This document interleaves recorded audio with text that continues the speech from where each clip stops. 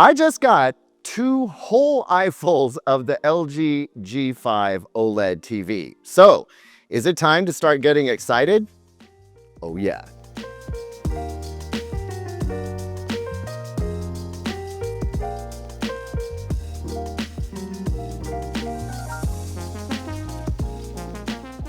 Welcome back, everyone. I'm Caleb Dennison. Forgive the echo and forgive the fact that the LG G5 is not actually behind me. Well, it is actually. That is the LG G5.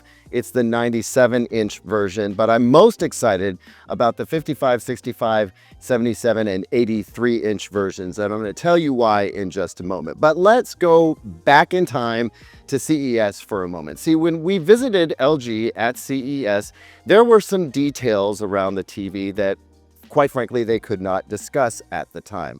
Well, now we have all of the details. We know that LG has developed a new 4-stack or tandem OLED panel that is meant to be even more bright than before. And the brightness is really only part of the story. Back at CES, we didn't know that was the case. Not only that, but we didn't get a lot of time to look at the TV. So here at LG's headquarters, I got a chance to check out the LG G5 for a good long time. I was able to take a look at some very critical scenes and sort of appraise its performance just purely subjectively, but with a lot of, education behind that guesswork. And guys, I am extremely excited to tell you that the LG G5 is going to be an incredibly competitive OLED TV this year, easily in the top 3 most exciting TVs I'm expecting to come down the line in 2025, and here is why. So yes, does it get brighter? It absolutely gets brighter. In fact, in some of the test measurement charts that we saw from LG, it appeared to do about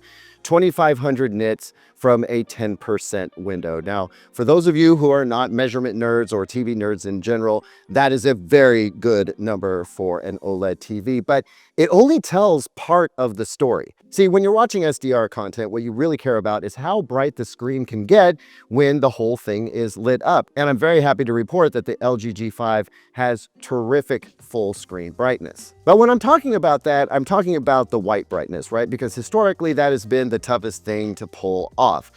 This TV also does extremely well with color brightness too. One of the things that we've seen in the past with LG's OLEDs versus a quantum dot OLED type TV was that its color brightness wasn't quite up to the same standard as those competing panel technologies. But I got a chance to look at some BT 2020 color content, and it is right up there. And so for the super TV nerds who wanted to see every possible color at its full saturation at a very bright level, the LG G5 can absolutely do that. Now, I've been focused on this one improvement so far because I felt like it was the one thing that LG really needed to do with the Gallery Series OLEDs to absolutely wipe the floor with the competition, because otherwise, the Gallery Series has already had incredibly good upscaling, very good out-of-the-box color measurements. The motion resolution on these TVs has been outstanding. So you can start to get an understanding of why it is that I am so excited about this particular TV. You can also pair that with some audio quality improvements. The fact that they're going to ship all of the units with the flush wall mount, the Gallery Series wall mount that comes right in the box. That does mean that they dropped the tabletop stand from the 55 and 65-inch models, but they did that because apparently what I thought was important to folks didn't actually end up being important to folks. They found that the overwhelming majority of their customers really wanted that flush wall mount included in the box, and so they've pivoted and brought that back. The other thing I'm excited about with the G5 is the new light rejection technology. Now, don't get upset. We're not talking about a matte anti-glare coating on this TV. It is still very glossy. But in fact, it is rejecting light even better than last year's G4 did. In fact, the figure that was just quoted to me a few minutes ago is that the G5 is reflecting about 0.6% of the ambient light in the room, which is a very, very low number. In real life, I can tell you it works spectacularly. So we're talking about an outstanding bright room OLED and an outstanding home theater or dark room OLED TV as well. Now, to be honest with you, that's just the tip of the iceberg. I have a lot more video content to do from here at LG's headquarters. We've got to talk about the new M5, which is like the Gallery Series G5, but with the Zero Connect box. We've got to talk about the new LG C5, which is even brighter than before. And quite frankly, looking like the mid-tier OLED to buy, just bar none. I think it's going to be really hard to beat the C5 this year. They also have a new B5 that is looking extremely competitive. And I have heard you guys. I have heard you so much. Do not sleep on the B5. I get it. And so I will be reviewing the B5 this year. Now, you may hear that some retailers will only have the 83-inch version of the B5 available, but don't worry. There are certain retailers, LG is still making deals around this right now, that will have the full suite of sizes for the B5 from 48 up to 83. And if you want a 42, you can still get that with the C5.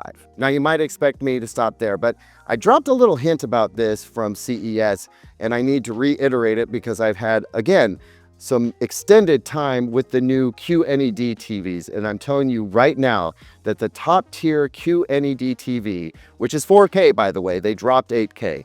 The new top tier QLED TV is a mini LED TV, they all are. And this is a TV that we need to be looking at all year long. I think it's going to stand right up there against the best mini LED TVs from all the major manufacturers, and then some. So that's another exciting development from LG. I'm going to stop there for now because that's really all the time I have to record right now, but we've got lots of great B-roll from this event thanks to our good friends Doug and Angelo. Shout out to you guys. I'm going to be putting together several videos covering more details on the G5, the C5, the B5, and the QLED TVs. Keep it tuned here to Digital Trends. We're going to have that content out very soon for you. I think you're going to want to hear about all of it. Seriously, like all of the TVs are very worth hearing about, especially when we put it in context with all the other TVs that are going to be coming out later this year. So thanks so much for watching. I really appreciate your viewership. Drop comments down below. What do you want to know? There will be about a day or two for you to have some comments in. I'll try and include as much information in those videos as I can, considering the fact that I haven't actually gotten these TVs into review yet, though we know that will be happening soon. So comment away. I'll be looking for those. Don't forget to like and subscribe. I'll see you on the next one. And until then, here's 2 other videos I think you might like.